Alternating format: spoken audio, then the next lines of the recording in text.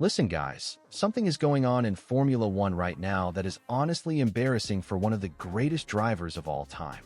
Hold on, because we are not talking about race results today. We are talking about what happens when the cameras turn off, when the race weekend is over, and when nobody is watching. Let me show you something. One driver is bleeding on track, failing, falling, and still getting back up every single time. The other one, playing table tennis and posting beach content. Canada GP is coming, and one of them is ready. The other one is not. Let me show you something that will change how you see Lewis Hamilton forever. Stay till the end because Chapter 7 will actually shock you. Chapter 1, the break that showed everyone's true character. So after Miami Grand Prix, Formula One had a 2-week break before the Canadian Grand Prix. Now 2 weeks sounds small, right? But bro, 2 weeks in Formula One is actually a massive window. You can test, you can sim race, you can sit with your engineers and fix every single problem from the last race. Or you can do what Lewis Hamilton did.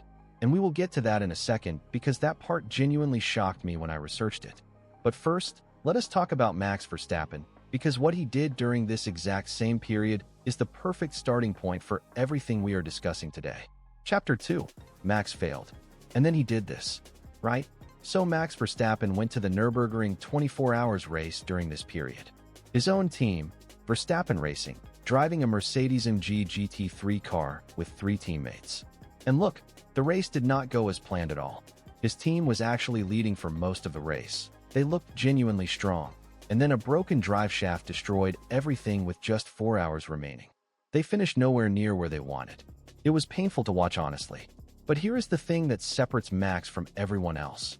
He stepped out of that car smiling, not devastated, not making excuses, not running to social media to post something emotional.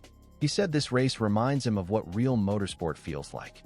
And then before the Nürburgring 24 hours, he had also raced in the NLS earlier and had technical issues there too. So Max failed in the NLS race. Then he failed in the Nürburgring 24 hours. And in F1 this season, Red Bull has been genuinely struggling with their new power unit. 3 different situations, 3 failures, and Max's response to all 3 of them was exactly the same. Get back in the car. Keep going. Keep pushing. Chapter 3. This is not new for Max. This is a pattern. And this is the thing people forget about Verstappen. This resilience is not something he suddenly discovered at the Nürburgring.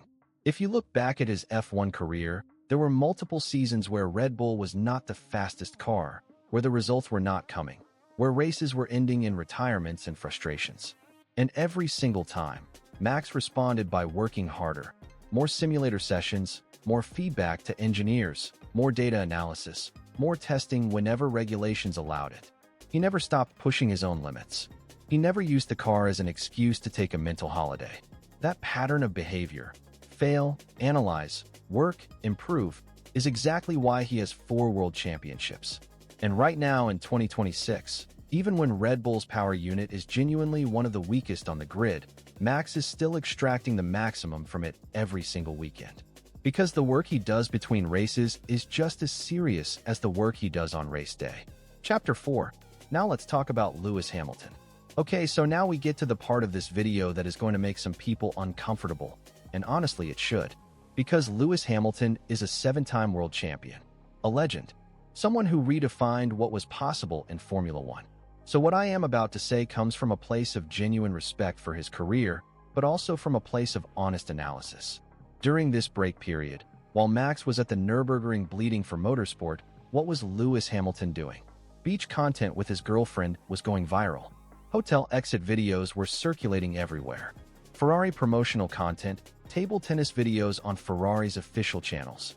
All of this was out there. And look, nobody is saying a driver cannot have a personal life. But the timing here is what matters. Miami was a disaster weekend for Hamilton. He struggled in every session. His setup was wrong. His car felt nothing like what the simulator told him it would feel like. And after a weekend like that, the response should have been to go fix the problems, not to go on holiday. Chapter 5. The simulator excuse that made no sense. And this is where it gets really interesting, because Hamilton actually came out after Miami and said that Ferrari's simulator was sending him in the wrong direction. He said he spends hours every week on it, and then arrives at the track and the car feels completely different. Okay, fair enough. Simulator correlation is a real technical problem, and we understand that. But here is the thing that nobody is saying out loud. Hamilton has admitted in the past that he never really liked simulators and barely used them during his Mercedes years. So now he is blaming the simulator, but he was also never fully committed to using it properly in the first place. And his solution for Canada? Skip the simulator entirely. Just talk to the engineers. Bro, talking to engineers is not the same as actually feeling the car, actually testing setups, actually putting in the physical and mental work that a race weekend demands. Meanwhile, Leclerc, his own teammate, is living inside that simulator and beating Hamilton in every qualifying session. Chapter 6. Canada is coming and the clock is ticking.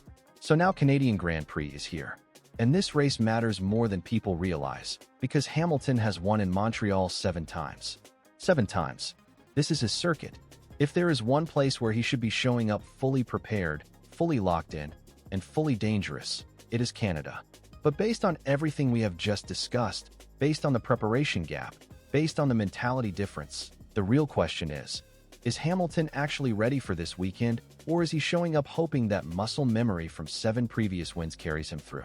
Max is coming off the Nürburgring experience. Failed. Learned. Hungry. Lewis is coming off a beach break. These are not the same energies walking into the paddock in Montreal. Chapter 7. My opinion. So let us wrap this up quickly. Max Verstappen failed in NLS, failed at Nürburgring, is struggling in F1 with Red Bull, and his response every single time is to get back up, work harder, and push more. Lewis Hamilton had a disaster Miami weekend, took a lifestyle break, blamed the simulator, skipped the simulator, and now hopes Canada fixes itself. My honest opinion? The gap between these two right now is not about the car. It is about the mentality. And mentality is the one thing no engineer can fix for you. Now I want to ask you one thing. Do you think Lewis Hamilton still has that hunger left inside him? Or has the lifestyle become bigger than the racing? Drop your answer in the comments because I genuinely want to know what you think. And if Canada GP delivers something shocking, we are covering it immediately.